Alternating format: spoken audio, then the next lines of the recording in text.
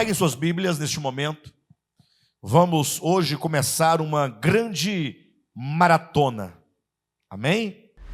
Começaremos hoje uma maratona nos Evangelhos de Jesus Cristo. Mateus, Marcos, Lucas e João. Hoje, em razão do tempo, geralmente a reunião do Partir do Pão tem um tempo mais reduzido, em razão de todo o procedimento do Partir do Pão. Então queremos trazer uma palavra de introdução acerca de uma série de mensagens que começa hoje, cujo tema geral, como os irmãos já estão previamente avisados, é a cosmovisão do reino de Deus. Diga amém. Eu dizia aqui no meio da semana que Deus colocou no meu coração o encargo de falar sobre um tema não somente necessário. Falar sobre a cosmovisão do reino de Deus é algo não somente necessário, mas, sobretudo, é algo urgente.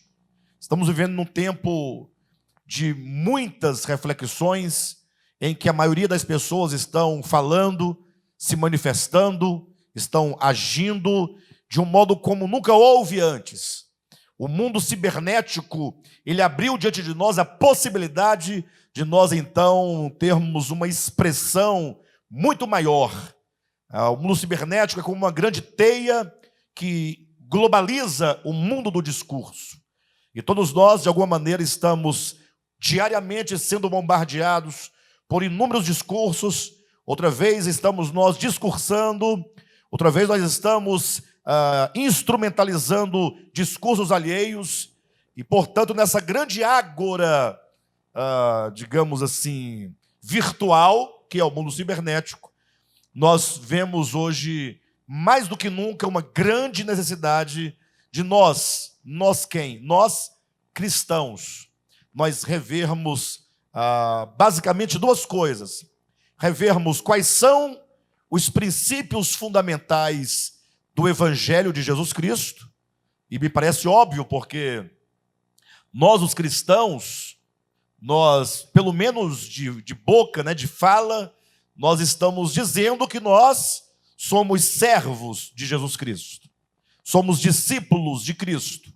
E como tais, portanto, é necessário que nós conheçamos, portanto, a vontade do nosso Senhor. Sim ou não? Então, conhecer os princípios do Evangelho, conhecer o Evangelho, conhecer a natureza do Evangelho, saber o que é o reino de Deus, qual é a natureza do reino de Deus, qual é a cosmovisão dos cidadãos do reino de Deus, é necessário para que nós possamos, de fato sermos cristãos verdadeiros e autênticos. Então, o primeiro ponto é conhecer exatamente esses princípios fundamentais do Evangelho. E segundo, mediante as muitas ministrações que nós faremos nessa série de mensagens, a cada mensagem nós vamos sendo levados, ou nós seremos levados, a uma profunda reflexão sobre nós mesmos. E é um ponto que nós muitas vezes negligenciamos. Pensar sobre a natureza do reino de Deus, os princípios fundamentais do reino de Deus, conhecer com exatidão quem é Jesus, com exatidão qual é a mensagem do Cristo. E então, por outro lado, essas mensagens nos confrontarão, fatalmente. Seremos confrontados com respeito àquilo que nós julgamos que é a verdade. Seremos confrontados com respeito às nossas ideias, aos nossos pareceres, à nossa concepção ou visão de mundo, de modo então que nesse confronto, você e eu, nós vamos observando o tanto que nós precisamos de nos adequar ao reino de Deus. E essa série ela vai trazer algumas respostas, que talvez uma delas você já tenha feito, no sentido de que você já conhece muito acerca de Deus, já conhece muito acerca da doutrina cristã, você se considera um cristão ortodoxo, do ponto de vista da doutrina, alguém que procura seguir com afinco a verdade de Deus, mas que, como aquele homem de Romanos capítulo 7, aquele homem oscilante, aquele homem de ânimo dobre, lá de Romanos capítulo 7, aquele homem que ao mesmo tempo que queria fazer o bem, conforme ele pensava no seu entendimento, ele encontrava dentro de si uma outra lei que, guerreando contra a lei do seu entendimento, o fazia escravo da lei do pecado e da morte, de modo que, ao mesmo tempo que ele queria agradar a Deus, ele não tinha os meios de agradar a Deus. Parece uma espécie de esquizofrenia espiritual, porque como pode? Eu quero fazer o bem e eu não faço. E quem faz o mal que eu faço não sou eu, mas é o mal que habita em mim. Então, a conclusão do capítulo 7 é um grito, é um brado, quando há aquele som que ecoa, aquela voz dizendo: miserável homem que sou. Ora, a condição daquele homem, do ponto de vista exegético e do ponto de vista hermenêutico, do ponto de vista da interpretação do texto, aquele homem, por incrível que pareça, é alguém, no escopo do livro de Romanos, é alguém que não havia ainda, até então, crido no Evangelho. Ou seja, se for para defender a identidade daquele homem de Romanos 7, em termos exegéticos, de interpretação coerente com o texto, diríamos que o homem de Romanos 7 é um descrente. O grande problema, e talvez seja essa a razão, que a maioria dos escritores e de comentários bíblicos, doutores, pessoas que conhecem o grego, conhecem o aramaico, que tem quase 70 anos só de estudo de grego, hebraico e aramaico, e de pós-graduação, mestrado, doutorado, pós-doutorado, etc. e tal, muitos deles, se não a maioria deles, acham, confundem, pensam que o homem de Romanos capítulo 7 é um cristão. Então eu dizia, do ponto de vista da interpretação correta, diríamos, ou o texto afirma que aquele homem é um descrente. Mas aí vem os doutores, os estudiosos, e acabam se confundindo dizendo: não, esse é um crente. E eu digo, talvez esses estudiosos pensem que ali é um crente em razão de uma semelhança muito grande entre a vida dos cristãos e o homem do capítulo 7. Aí olha o paradoxo. Há uma semelhança de realidade e há uma semelhança de experiência. Ou seja, a experiência do homem, do capítulo 7 de Romanos, que é um descrente, se assemelha, é análoga à experiência do cristão. Não parece estranho? Vocês entendem o que eu estou dizendo? Logo, você perguntaria, então, mas por que parece tanto? Porque o capítulo 7 fala de um homem derrotado. Fala de um homem que, a despeito de todo o conhecimento que ele tem da lei de Deus, da vontade de Deus, dos princípios divinos, ele não consegue cumprir, ele não consegue executá-los. Ou seja, ele sempre está impedido por uma força interior. E os cristãos, que me parece, eles deveriam ter toda a força necessária, eles simplesmente tropeçam ou reproduzem a mesma experiência daquele homem, no sentido de que os crentes, que devendo ter o poder necessário para ter uma vida vitoriosa, vivem uma vida e roda gigante, ora em cima, orando, falando em língua, profetizando, mistério, canela de fogo. No dia seguinte, no abismo, lá no Tártaro, junto com os demônios mais terríveis que há. Mas na outra semana, a roda sobe e ele está lá falando mistério. Chega em casa, falando bobagem. Vocês entendem? Algum de vocês aqui, ou em casa, já experimentaram esse ciclo? O querer o bem estar em mim, não porém o efetuá-lo. Agora vai, agora eu vou conseguir, agora eu vou amar, agora eu vou perdoar, agora eu vou abraçar, agora eu vou socorrer, agora eu vou ser bondoso, misericordioso, caridoso, não serei pessoa arrogante nem blasfema, não vou cultivar inimizades, porque agora encontrei, toquei a palavra, mas na prática não vemos essas coisas efetivamente acontecerem. Alguém já teve essa experiência? Deixa eu ver. Isso é 10 pessoas. O que significa que os demais ou nunca nem começaram a tentar, ou já atingiram o terceiro céu, né? Confesso aos irmãos que essa é a nossa experiência, tá? Não é só sua, você não está sozinho nesse drama. Mas eu quero dizer que essa série de mensagens que hoje começamos, ela vai girar uma chave dentro de você. Nós não vamos entregar a chave, mas tem uma chave aí dentro, e essa chave, se você ouvir e entender e desejar ardentemente pelo cumprimento das palavras na sua vida, essa chave vai ser virada e você vai perceber exatamente onde está o seu grande problema. Amém? Pastor, quanto tempo vai durar essa série? Não tenho nem ideia. Ou seja, é um tema geral, talvez não possamos nem chamar de série, né? Um tema geral que será trabalhado no seu desdobramento em dezenas de mensagens. O importante é que todas as mensagens, de alguma maneira, estarão vinculadas à questão, à cosmovisão do reino de Deus. De modo que eu vou ministrar 3 ou 4 mensagens consecutivas, aí eu compartilho o espaço do púlpito com os demais cooperadores do ministério, volto retomando, dando seguimento, e assim nós vamos avançando e experimentando a palavra de Deus e a salvação de Deus em nossas vidas. Primeira coisa, alguém pode perguntar, pastor, o que é cosmovisão? Né? O que é cosmovisão e qual a importância da cosmovisão efetivamente na nossa vida? É importante apenas lembrar, de passagem, que cosmovisão é um termo que surgiu no âmbito da filosofia, no século XVIII, no tempo do Iluminismo. Mas, na verdade, não é uma invenção filosófica, mas foi uma percepção.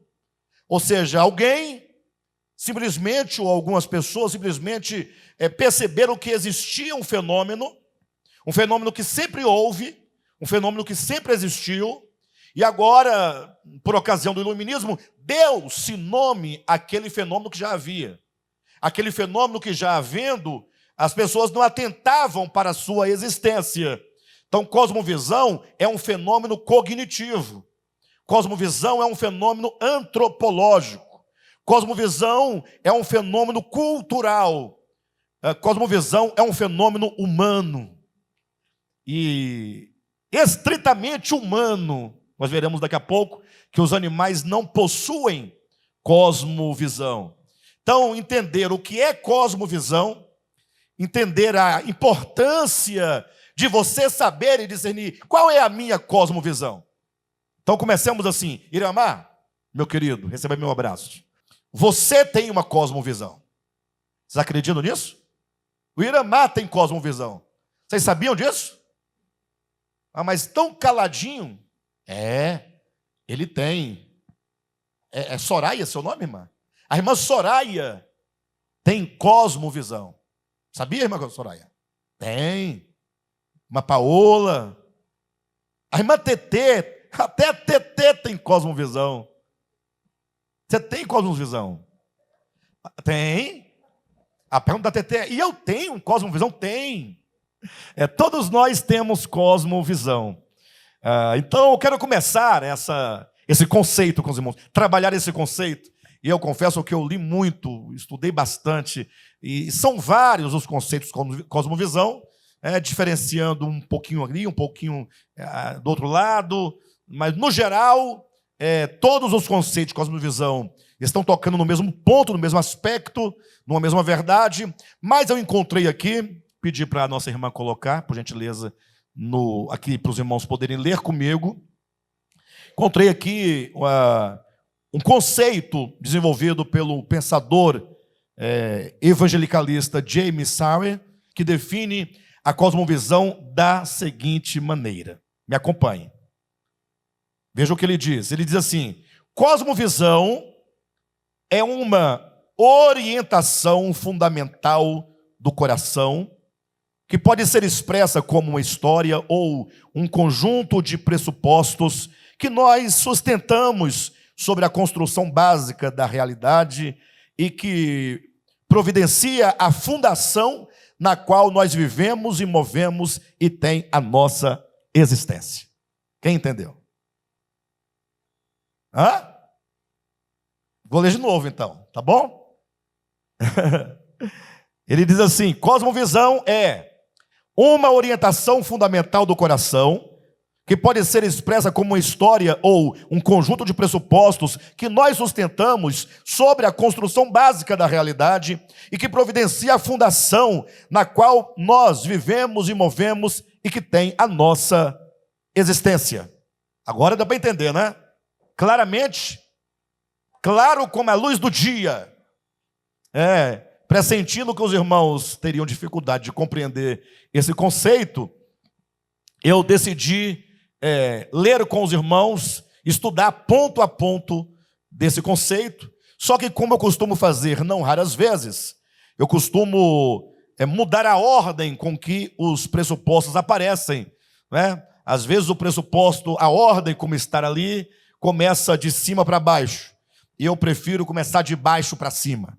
Eu mudo a ordem para que você compreenda desde a origem, desde a causa. Veja que logo lá no finalzinho, nós temos assim: e que providencia a fundação na qual nós vivemos e movemos e tem nossa existência. A primeira ideia é a ideia de fundação. A fundação, o terreno, o solo onde nós vivemos, onde nós nos movemos, onde nós temos a nossa existência. A palavra fundação, ela de alguma maneira está vinculada, está relacionada à ideia de radicação, de raiz, uma planta que lança profundamente as suas raízes numa terra. Daí nós vamos encontrar algumas palavras muito usadas, né? Por exemplo, agricultura, né? Cultura, agricultura. O que a agricultura tem a ver com cultura? Não parece duas coisas distintas? Fala, olha, qual é a nossa cultura? Qual é a sua cultura? Ou então, os trabalhadores da agricultura, ou seja, veja que parece dizer coisas diferentes, mas vejam que ambas as palavras, agricultura ou cultura, têm cultura. Ou seja, o que a cultura tem a ver com a cultura? O que a minha cultura tem a ver com o ato de cultivar? Cultura, cultivar, culto, até mesmo prestar culto a Deus, está tudo vinculado a uma só ideia. Então imagine vocês que, falando do homem, nós podemos usar a metáfora de uma árvore. Você planta uma árvore no solo, aquela árvorezinha, ela vai agora com suas raízes aprofundando no solo, primeiramente ganhando sustentação, se arraigando, né? Tomando posse daquele solo com todas os seus braços, os braços das raízes, não somente para se manter em pé, firme, para que o vento ou qualquer outra coisa não lhe tire dali, mas sobretudo buscando se apropriar da terra, se apossar da terra, no sentido de abstrair, de retirar da terra tudo o que aquela planta precisa para ser uma planta vigorosa, uma planta cheia de vigor, né, de vida. Então, com as suas raízes, aquela planta vai extraindo do solo sais minerais, ferro e água e tudo quanto ela precisa, e agora aqueles elementos daquela terra vão constituindo aquela árvore, aquela planta, de modo agora que aquilo que a terra se torna essência naquilo que a planta é. Ou seja, ela abstrai da terra e agora tudo aquilo que ela retira se torna em seiva, e essa seiva agora passa a ser parte da planta, que nutre a planta, que alimenta a planta, que dá uma expressão à planta, que vai gerar folhas, que vai gerar flores, que vão gerar frutos. Ou seja, aquela planta se torna agora intimamente relacionada e identificada com aquela terra. O mesmo acontece com o homem. Comece a pensar na sua história. Você vai entender por que sua história. Você um dia nasceu. Você nasceu no seio de uma família. A minha história, propriamente dita, começou no dia 6 de outubro de 1974. E a sua história? Começou quando? Tendo você então nascido, você nasceu numa terra. Que terra é essa? Você nasceu numa família. Sua família, dos seus pais, pai e mãe, também vieram de outras famílias. Sim ou não? Que vieram de outras famílias, que vieram de um determinado estado do Brasil, de uma determinada cultura. Sim ou não? Com o seu próprio dialeto, ou idioleto, ou que seja, com a sua própria maneira de falar. Você nasceu num seio onde havia ali os problemas próprios da sua família, próprios do seu tempo, próprios da economia, próprio do governo, próprio da religião. E você então, como uma plantinha, foi absorvendo de todos os lados, de todos os sentidos, e você foi sendo formado naquele contexto. Você foi sendo culturado dentro daquele contexto. Maneiras de perceber as coisas, de interpretar as coisas, foram sendo geradas em você antes de você se deparar com os atuais problemas com os quais você se depara. Antes de você, de fato, ter uma preocupação efetiva com qualquer aspecto da existência humana, algo já estava sendo gerado pelo contexto no qual você vivia. Mas entenda, a sua história, que tem uma grande importância, certamente, ela é apenas um pedacinho dentro de uma história maior. Querem ver? Vamos pensar aqui. TT, vou pegar você por exemplo. Você nasceu e a sua história começou no seio familiar. Seu papai e sua mamãe. Então você veja que você nasceu na história de alguém? Não nasceu? Você não nasceu dos seus pais? Você não faz parte da história dos seus pais? Quando seus pais vão contar a história deles, eles não dizem, então nós nos casamos e aí nasceu TT? Não vai dizer isso. Então a sua história não começa dentro da história de outras pessoas? E eles, seus pais, também não têm a história deles, que estão dentro da história de outras pessoas?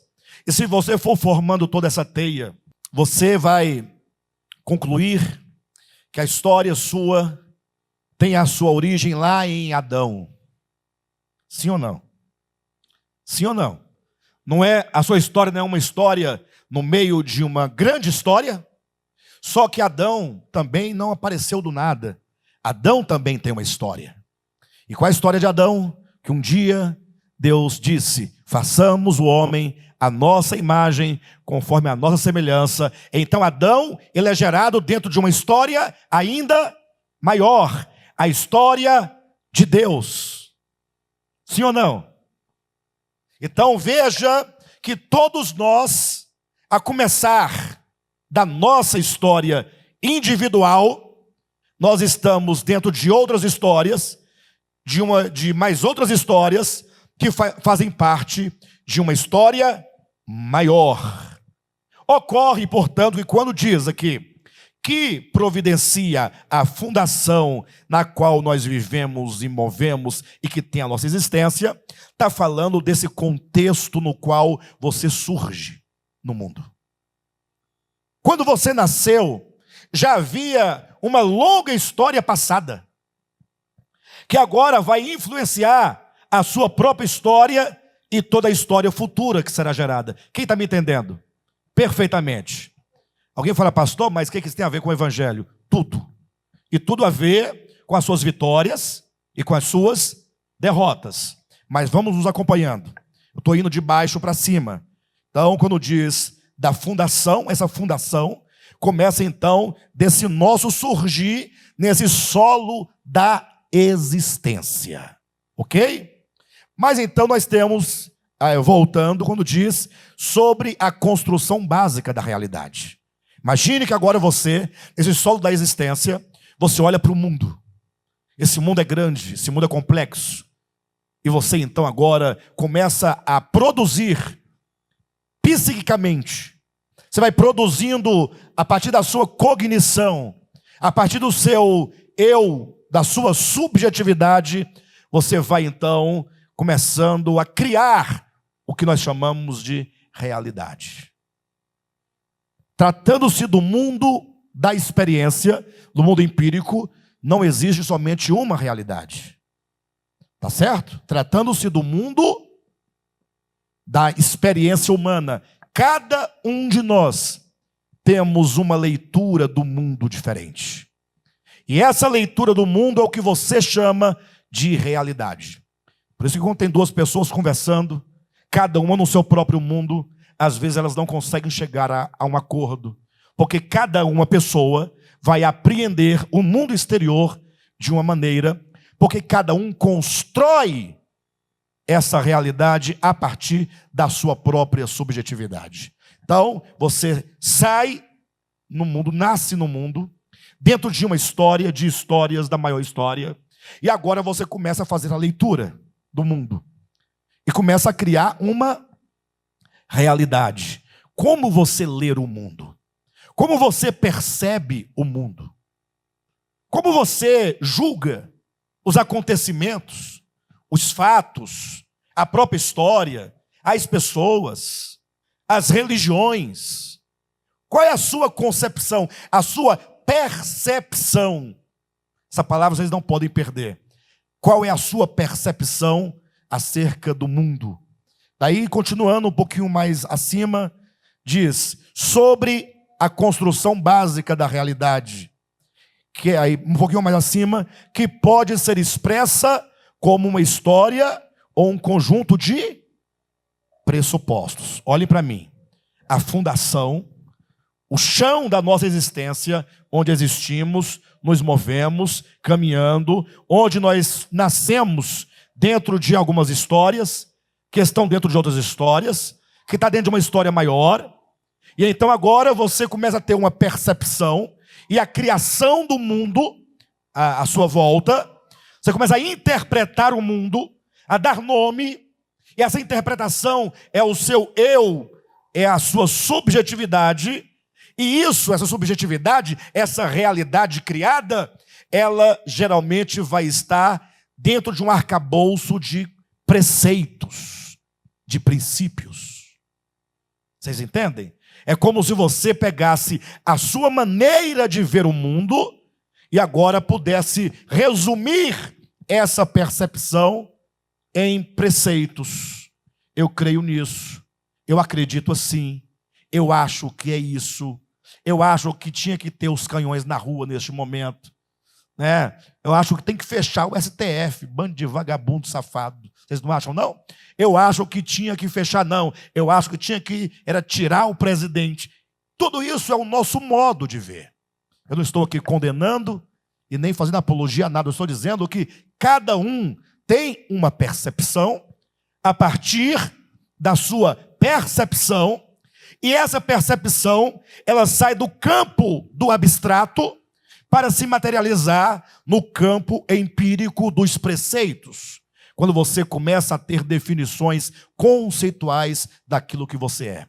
Por exemplo, eu falo assim, TT, ou não, vou mudar um pouquinho, a TT está cansada. Quando eu falo assim, Vera, o que você acha, por exemplo, daquele povo, que chamam de macumbeiros, né? Chamam de macumbeiros, se veste de branco, né? Na sua maioria eles são negros, né? Sim ou não? E colocam uns turbantes na cabeça, aquela saia rodada, vende acarajé. O que você acha? Não é para responder. Mas cada um de nós temos uma leitura. Sim ou não? E a pergunta é, essa leitura que você faz, quem te ensinou a ler dessa maneira? Você está olhando através dos óculos de quem? Quem foi que te influenciou? Quem disse que isso é assim por causa disso? Vocês entendem? Então, nós temos vários julgamentos, vários juízos, e esses juízos, eles são percebidos quando nós nos posicionamos acerca de qualquer assunto, de qualquer coisa que diga respeito ao ser humano. E por último, no 4 fala de uma orientação fundamental do coração. Puxa vida. Vou falar igual o Rodolfo agora. Coloque a mão no seu coração. Coloque a mão no seu coração. Em nome de Jesus. Não resista. Coloca. Quem não colocou, colocou. É porque é só um gesto, uma orientação fundamental do coração. Uma orientação. Gente, olhem para mim agora. Podem tirar a mão do coração. Uma orientação. Tudo começou no solo da existência.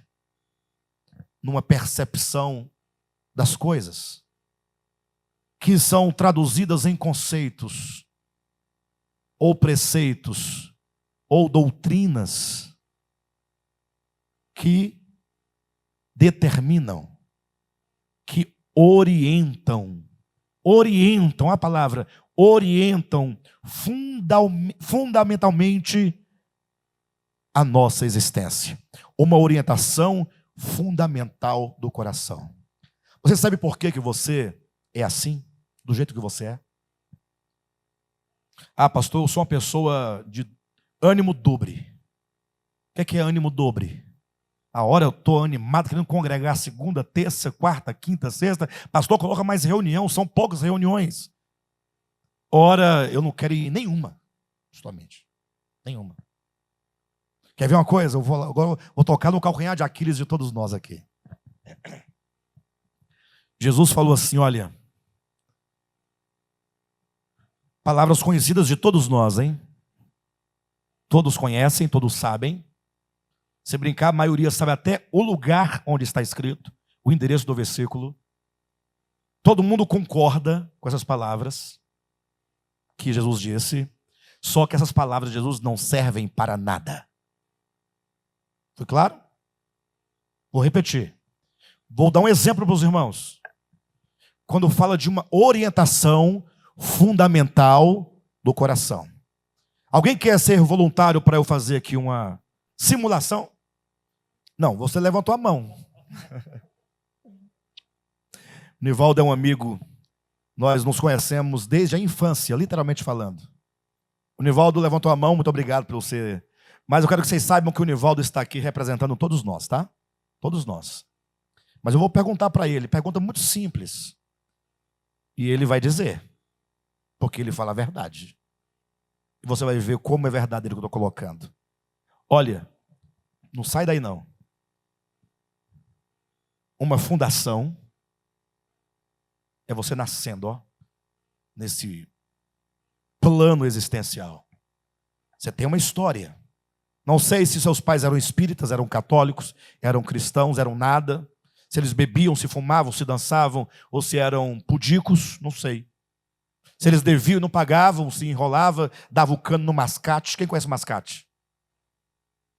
Ou se eram bons pagadores, também não sei. Eu sei que todos nós temos uma fundação. Onde nós existimos, nos movemos, é ali que nos alimentamos, que vamos absorvendo, até que nós começamos, então, agora a construir a nossa realidade a partir da percepção de mundo, perfeito?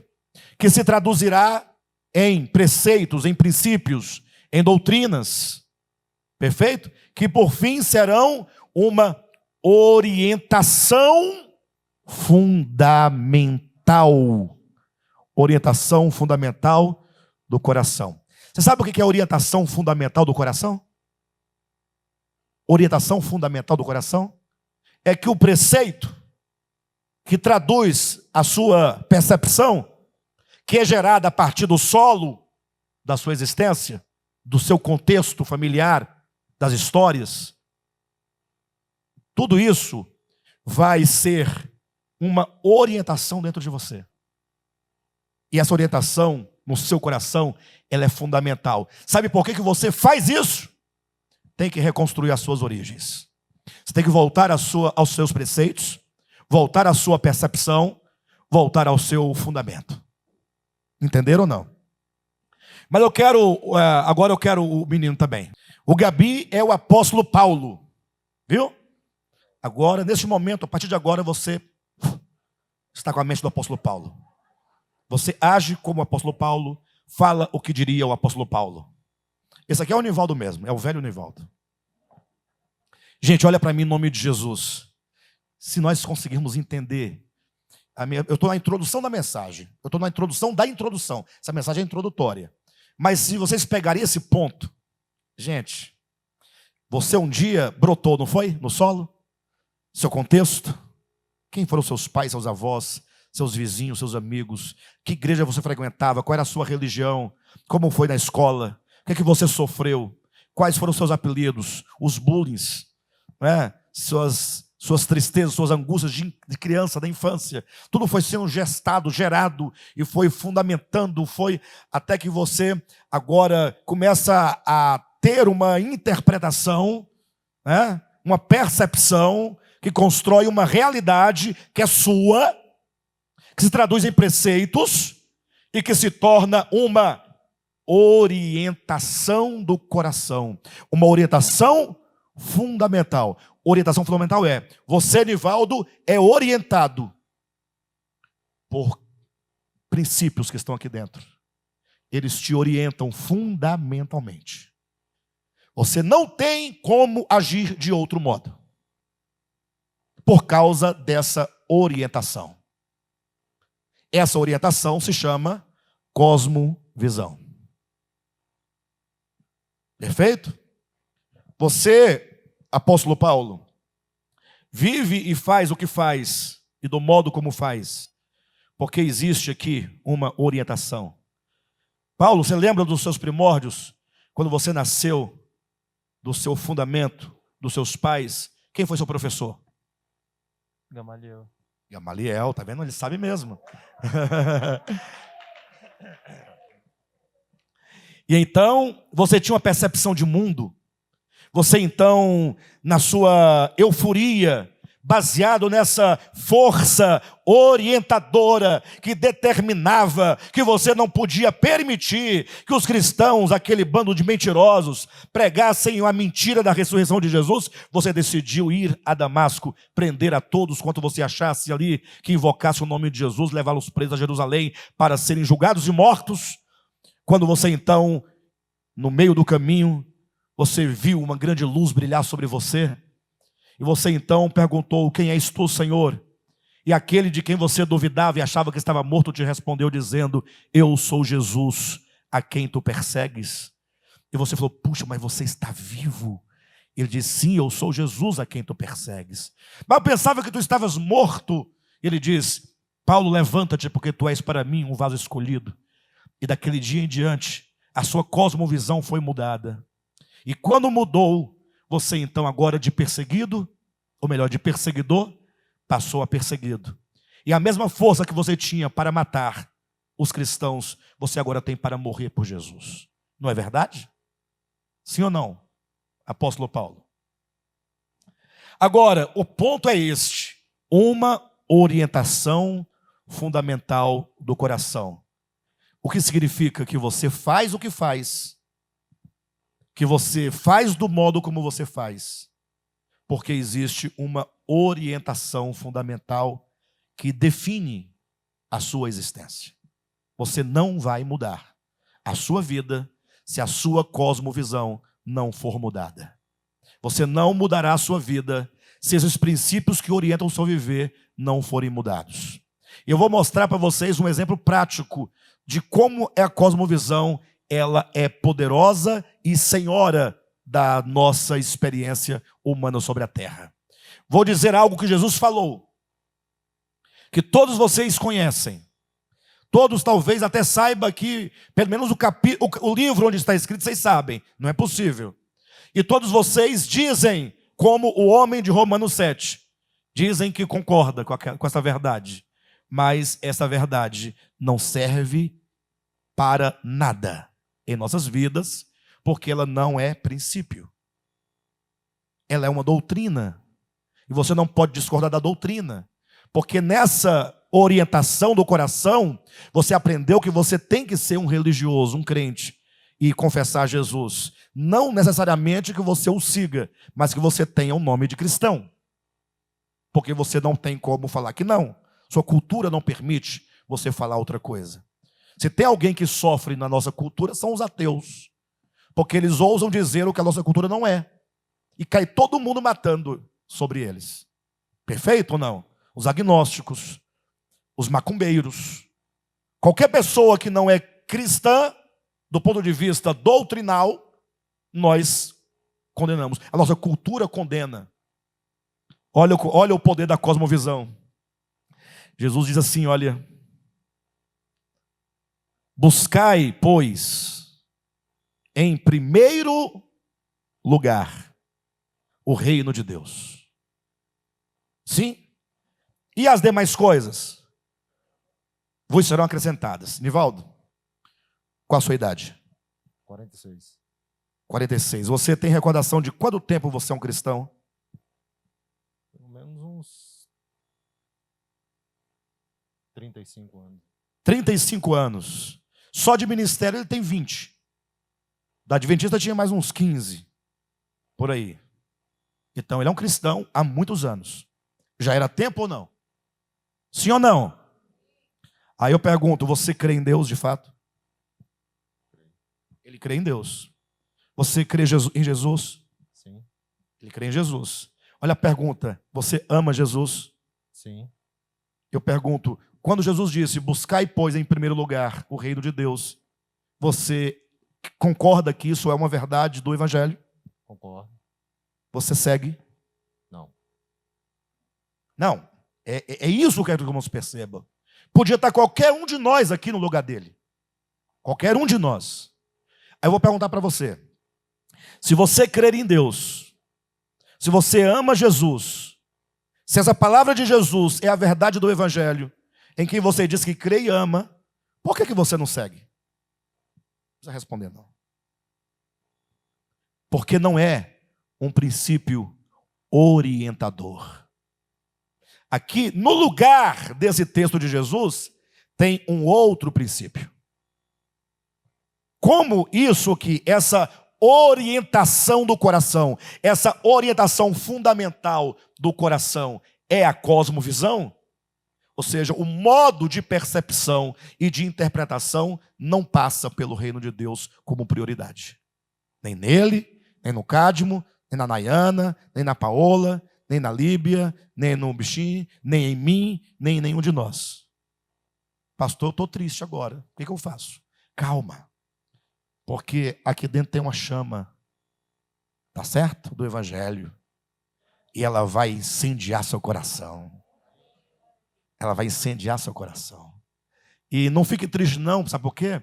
Porque até o fato de nós estarmos agora envergonhados diante deste exemplo, até isso faz parte, inclusive, da nossa cosmovisão, que começa hoje a ser alterada.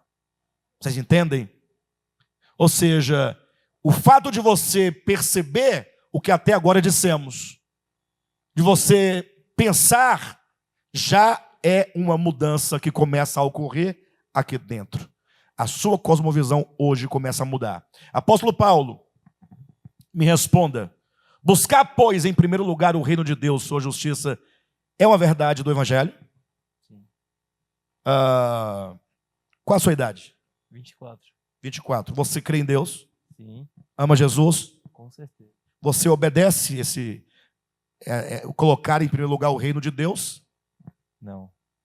Apóstolo Paulo. Gabriel, não. Sim, sim, sim. Apóstolo Paulo, volta! Volta, apóstolo Paulo. Quais foram as suas últimas palavras? É demais. Combati o bom combate, completei a carreira, guardei a fé. Vai lá. Meu querido, Deus te abençoe, viu? Você é um cara corajoso, mas aqui é só uma simulação, mas a realidade é de todos nós, tá bom? Obrigado. Isso, vamos entender então a questão do fundamento, da percepção, construção da realidade, dos princípios que agora se traduzem numa orientação fundamental do coração.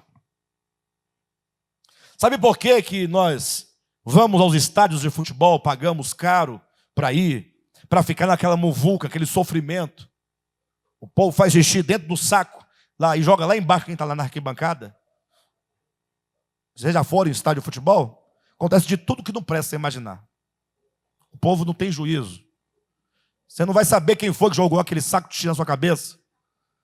Mas você vai e fica gritando, gritando, gritando, e você não vê nada, que passa uma bandeira sobre a sua cabeça assim, ó. Fica debaixo da bandeira só pulando. Sem nem um jogo ver. Quando sai o gol, você não sabe que saiu. A torcida gritou, você sabe que saiu o gol, mas não sabe como foi.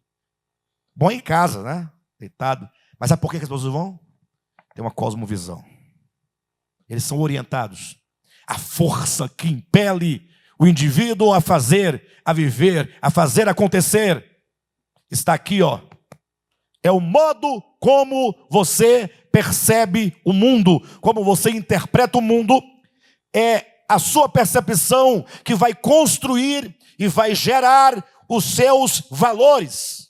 Quais são os nossos valores? Nós vamos discutir isso nesta série. Mas antes de nós encerrarmos essa introdução, eu preciso declarar algo para os irmãos lerem pelo menos uns 2 ou 3 versículos com vocês. De modo conceitual, entenda. Quando você entende que a sua história é uma história dentro de outra história, que é a história dentro de mais uma outra história, é uma história dentro de outra história, até chegarmos na grande história, que é a história da humanidade em Adão, que também está dentro de uma história maior, que é a história de Deus. Quando você entende isso, olhe para mim. Segundo as Escrituras, só existem 2 visões. Perfeito? Só existem 2 cosmovisões. Somente 2. Abra sua Bíblia comigo. 1 aos Coríntios, capítulo 2, versículo 12. Veja na sua Bíblia. Ora, nós não temos recebido o Espírito do mundo, e sim o Espírito que vem de Deus, para que conheçamos o que por Deus nos foi dado gratuitamente. Olha o que Paulo está dizendo: nós não temos recebido o Espírito do mundo. Não pense espírito nesse contexto como um espírito, tá bom? Espírito aqui quer dizer força, quer dizer, digamos, orientação, revelação, presença. Então veja, ora, nós não temos recebido o Espírito, a essência, a orientação, a força, a presença do mundo. Aqui está falando em termos bíblicos. Está dizendo, olha, nós os crentes não recebemos o Espírito desse mundo, mas recebemos o Espírito que vem de Deus. Então veja, há o Espírito de Deus e há o Espírito deste mundo. O Espírito deste mundo, ele te faz crescer, desenvolver-se dentro de um contexto de fundação árida, um contexto árido, conforme está lá bem representado parabolicamente em Jeremias capítulo 17, quando fala, maldito é o homem que confia no homem, que faz do seu braço mortal a sua força e que afasta o seu coração do Senhor. Como é este homem? Este homem é como um arbusto seco no deserto. Olha, este homem é como um arbusto seco no deserto. Olha a representação. Porque se é um arbusto e ele está seco no deserto, diz que ele está plantado numa terra salgada, numa terra inóspita, numa terra seca, de onde ele não tem alimento para extrair. O espírito deste mundo, nós não temos recebido o espírito deste mundo, significa, do ponto de vista conceitual das Escrituras, que o cristão, teoricamente falando, ele não está para ser governado pelo espírito, pela visão, pelo modo de percepção, nem pelos princípios deste mundo. Interessante que esse texto, ele coloca o espírito do mundo em oposição ao Espírito de Deus. Qual Espírito você recebeu? Diga, o Espírito de Deus. Diga, o Espírito que vem de Deus. Então, o Espírito do mundo está em oposição ao Espírito de Deus. Esses dois Espíritos aqui implicam duas percepções, dois terrenos. Vamos começar na ordem como nós colocamos. Dois terrenos. Porque se o homem comprar uma árvore, é dito agora acerca do homem de Deus, daquele que depende de Deus, que ama a Deus. Bem-aventurado é o homem que confia no Senhor. Ele é como árvore plantada junto a ribeiros de água. É a fundação. De onde você extrai a sua realidade? A sua percepção vai ser gerada, mas em qual terra você está plantado? Essa é a grande questão. Será que você já definiu, já decidiu que toda a sua percepção do mundo, que vão ser cristalizadas nos princípios e que se tornarão então uma orientação fundamental do coração, você decidiu que tudo isso virá de Deus? Ou você nunca pensou nisso? Ou você tem dúvida? Ou você não está nem aí para isso? Essa é a questão. Você precisa decidir. Rafael da Juliana, olhe para mim. Você precisa definir na sua existência, só você poderá fazer isso. Definir qual vai ser a sua percepção, como você vai ler o mundo.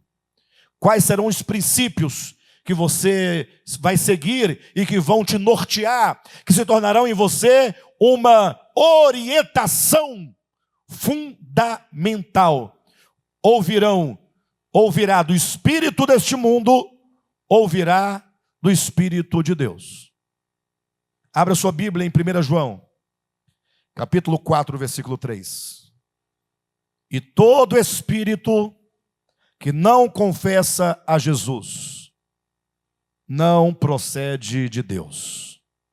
Pelo contrário, este é o espírito do anticristo, a respeito do qual tendes ouvido que vem e presentemente já está no mundo. Então veja, e todo espírito que não confessa Jesus não procede de Deus. Então, existe um espírito que procede de Deus? Sim. E esse espírito, olhem para mim, que procede de Deus, o que ele faz? Ele confessa Jesus. Como o querigma faz uma diferença, não faz? Hein, pessoal, olhem para mim. Todo espírito que não confessa Jesus não provém de Deus. Em outras palavras, há o espírito que procede de Deus, sim ou não? E o que ele faz, esse espírito que procede de Deus? Ele confessa Jesus. E eu pergunto, o que é confessar a Jesus? Já pararam para pensar isso?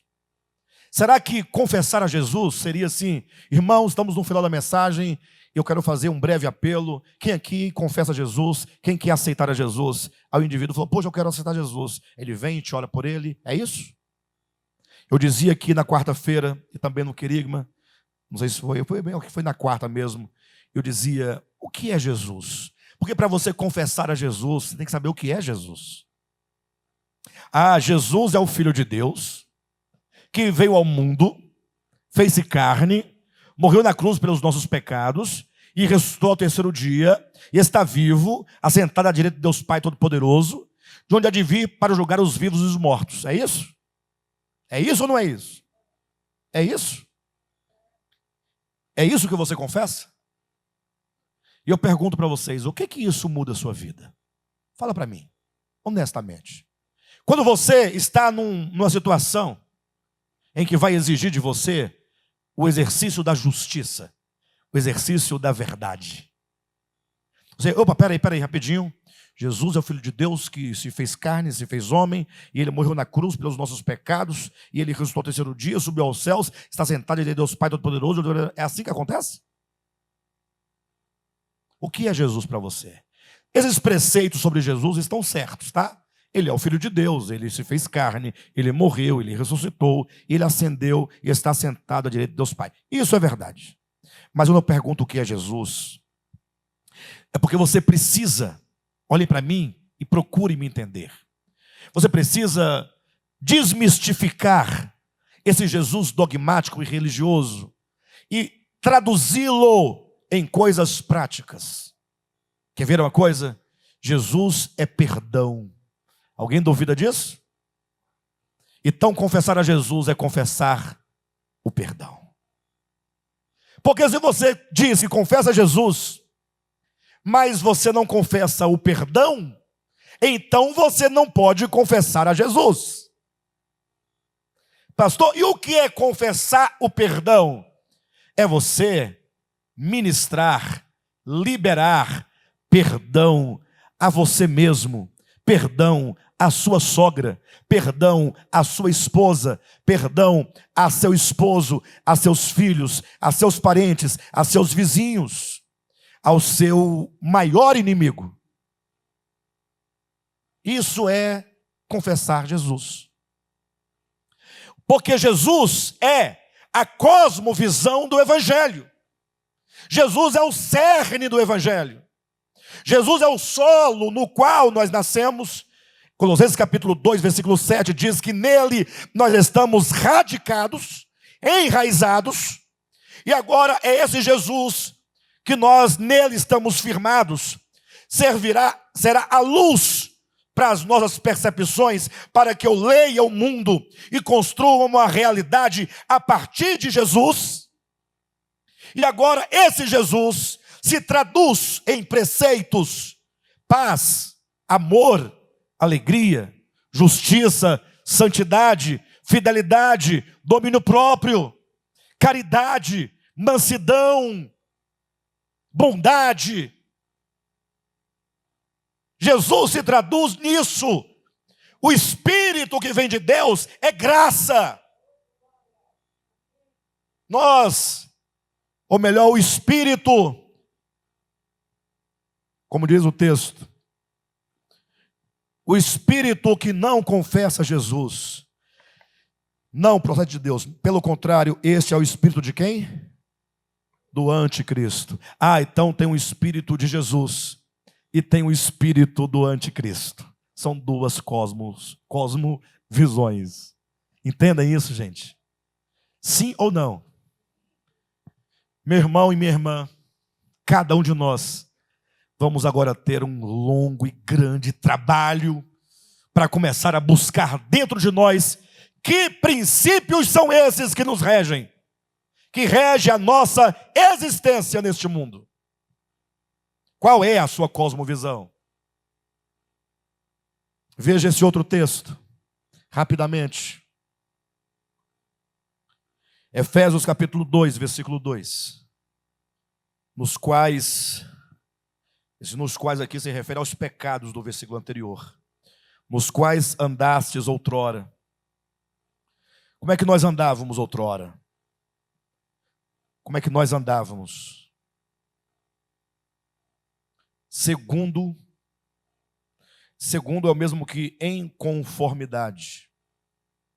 Segundo o curso deste mundo. O curso deste mundo é a cosmovisão deste mundo. É um curso. Essa palavra curso do grego traz a ideia de um curso de um rio. Aquele rio caudaloso. E ele vai descendo. E aquela força da água vai levando tudo consigo. Então está dizendo que outrora nós andávamos segundo o curso deste mundo. A ideia do apóstolo Paulo aqui é que nós já não andamos mais segundo o curso deste mundo, ou que nós não deveríamos andar. A verdade é que na segunda parte, ou no capítulo 4 em diante de Efésios, sobretudo no capítulo 5, Paulo vai dizer um tanto de coisas que nós precisamos deixar de abandonar. Porque nós, teoricamente falando, no plano dessa revelação, nós andávamos outrora, segundo essa cosmovisão deste mundo, como essa força que vai levando tudo e a todos. E hoje nós não andamos mais, ou não devemos, ou não deveríamos andar. Imagine só como é difícil você nadar contra a correnteza. Sim ou não? Tomando a metáfora do rio, você tem que ir nadando ao contrário. Aí vem um barco, ele pode pegar você. Vem um tronco de uma árvore rolando. Tudo ali confluindo numa direção e você subindo, cansado. A cosmovisão do reino de Deus é como alguém que decidiu nadar ao contrário do curso deste rio, do curso deste mundo, ir na direção oposta.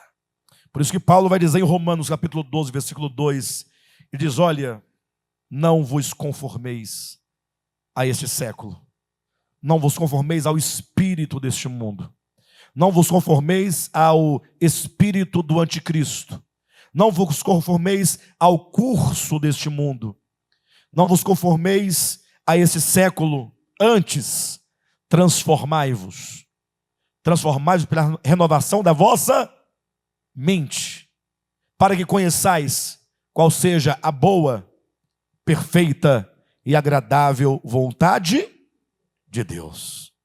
Ou seja, preste atenção, cuidado, porque quando você menos espera, quando você perde um pouquinho a postura de sentinela, sem que você perceba, você estará sendo conformado, moldado, estará sendo plasmado de acordo com o espírito desse século, de acordo com a cosmovisão deste século. Mas nós devemos estar atentos para que nós, a cada dia, possamos nos renovar pelo entendimento. Uma mente que se renova a cada dia, uma mente que procura resistir ao curso do mundo e vai sendo então moldada segundo a cosmovisão do reino de Deus, que é a boa, perfeita e agradável vontade de Deus. Os irmãos já perceberam que só existem duas cosmovisões?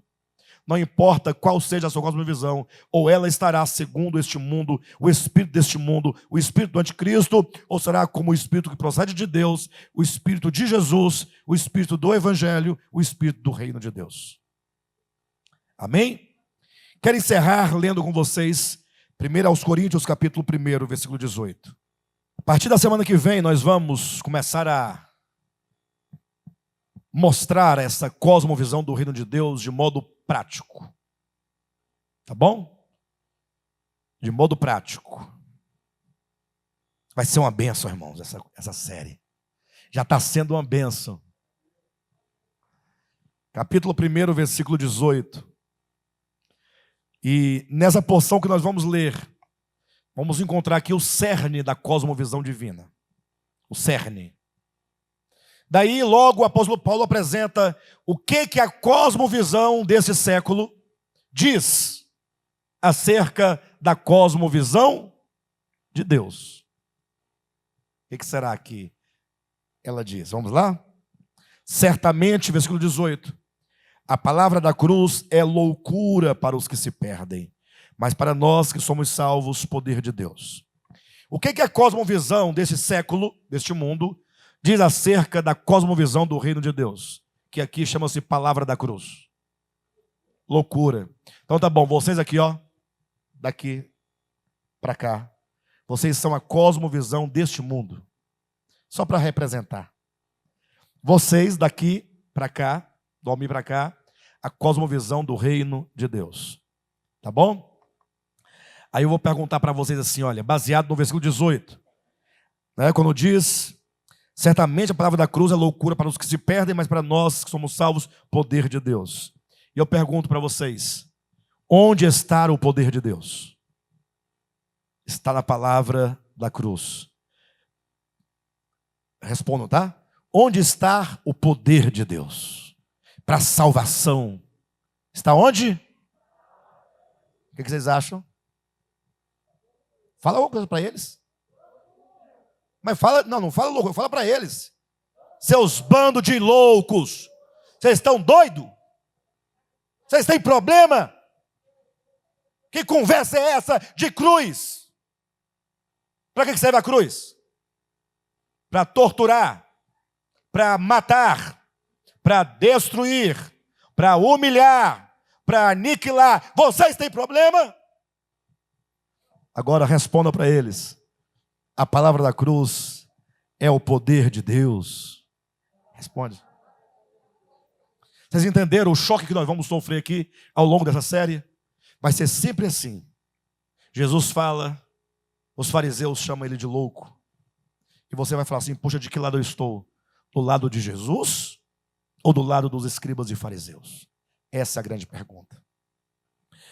Certamente a palavra da cruz é loucura para os que se perdem, mas para nós que somos salvos, poder de Deus. Pois está escrito, Deus dizendo, destruirei a sabedoria dos sábios e aniquilarei a inteligência dos instruídos. Onde está o sábio, ou melhor, onde está o sábio, onde o escriba, onde o inquiridor desse século? Porventura não tornou Deus louca a sabedoria do mundo, visto como na sabedoria do mundo, ou melhor, desculpe-me, visto como na sabedoria de Deus, o mundo não o conheceu por sua própria sabedoria, porque aprouve a Deus salvar os que creem pela loucura da pregação. Porque os gregos, porque os judeus, eles querem um sinal, uma prova, uma maravilha, um prodígio. E os gregos, eles buscam o quê? Sabedoria. Onde é que está a ciência disso? Mas nós quem? Os que têm a cosmovisão do reino de Deus. Nós pregamos a Cristo. E quando eu digo que pregamos a Cristo, não quero que vocês entendam apenas uma ideia distante, mas o Cristo crucificado. É a consciência de aniquilação de tudo que é perverso, de tudo que é mal. É a destruição do ego. Pregamos a Cristo e este crucificado. Escândalo para os judeus, loucura para os gentios. Mas para os que forem chamados, tanto judeus como gentios ou gregos, pregamos a Cristo, poder de Deus e sabedoria de Deus, porque a loucura de Deus é muito mais sábia do que os homens, e a fraqueza de Deus é mais forte do que os homens. Esta é a introdução do que nós veremos profundamente a partir da próxima semana. Não deixem de vir. Tá bom? Você de casa, não deixe de acompanhar.